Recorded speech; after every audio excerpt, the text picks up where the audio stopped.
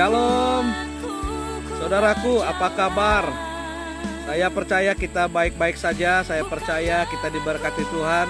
Saya percaya kita sehat dan saya percaya kita dapat beraktivitas dengan baik pada hari ini. Saudaraku, ada satu nasihat atau sebuah peringatan.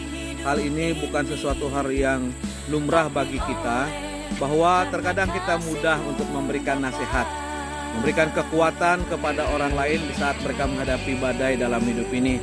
Tapi sangat sulit untuk kita ketika kita menerapkannya saat kita sendiri sedang menghadapi badai dalam hidup ini.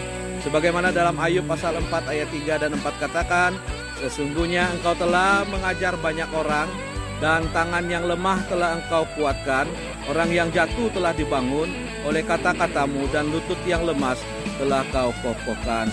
Selamat beraktivitas, Tuhan Yesus memberkatimu, teruslah menjadi berkat. Shalom.